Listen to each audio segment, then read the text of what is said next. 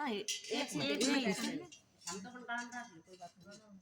हां एक मिनट गाल हम तो सिर सुनो घर भी गला में हां मैं तो घर है सुनो घर बाबा साथ पूरा इसमें गाल कोई बात ना गाल ले तो हम उठे उठे सो जा घर है सुना कोई माता की जय।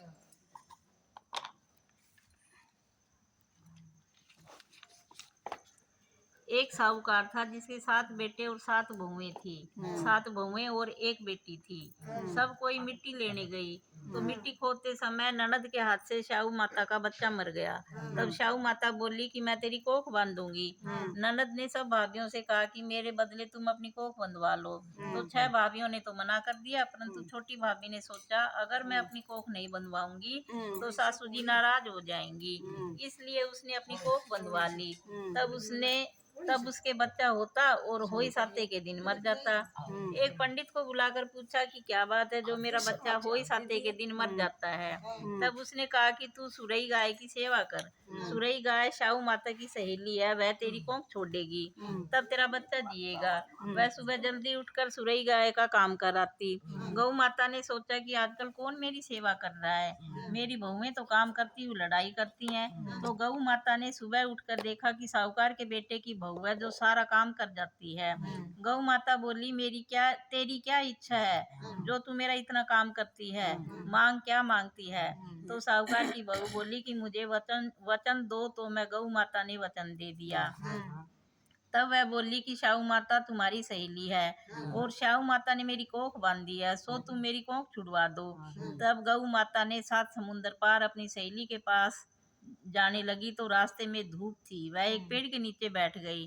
थोड़ी देर में एक सांप आया और पेड़ पर गरुड़ पंखनी का बच्चा था जिसको मारने लगा, डसने लगा। तो साहूकार की बहू ने सांप को मारकर वृक्ष के ढाल के नीचे दे दिया और बच्चे को बचा लिया। गरुड़ पंखनी आई और साहूकार के बेटे की बहू को चोंच मारने लगी। तो वह बोली कि मैंने तेरा बच्चा नहीं मारा, यह सांप तेरा बच्चा मार रहा था, मैंने बचा लिया। तब गरुड़ पंखनी बोली कि तू क्या मांगती है। वह बोली 7 समुंदर पार शाहू माता रहती है, हमको उसके पास पहुंचा दो। तो गरुड़ पंखनी ने उन्हें अपनी पीठ पर बिठाकर शाहू माता के पास पहुंचा दिया। शाहू माता बोली आओ बहन, बहुत दिन में आई है। और शाहू माता बोली कि मेरे तो सिर में बहुत जूं पड़ गई। साहूकार की बहू ने उसकी सारी जूं निकाल दी। तब शाहू माता बोली तूने मेरी बहुत भलाई करी, इसलिए तेरे 7 बेटे 7 बहुएं हो। बहू बोली मेरे तो एक भी बेटा नहीं, 7 कहाँ से होंगे। तब शाहू माता बोली क्यों नहीं होंगे। तब वह बोली कि पहले मुझे वचन दो। शाहू माता ने कहा अगर मैं वचन से फिरूं तो धोबी के घाट पर काकरी हो जाऊं। तब साहूकार की बहू ने कहा कि मेरी कोख तो तेरे पास बंधी पड़ी है। तब शाहू माता बोली तूने मुझे ठग लिया, मैं तेरी कोख खोलती नहीं परंतु अब खोलनी पड़ेगी। जा तेरे घर 7 बेटे 7 बहुएं मिलेंगी और 7 उजमन करियो, 7 मांडियो, 7 कढ़ाई करियो। वह घर गई, वहां देखा 7 बेटे 7 बहुएं बैठी हैं, बहुत धन हो गया। उसने 7 होई मांडी, 7 उजमन करे, 7 कढ़ाई करी।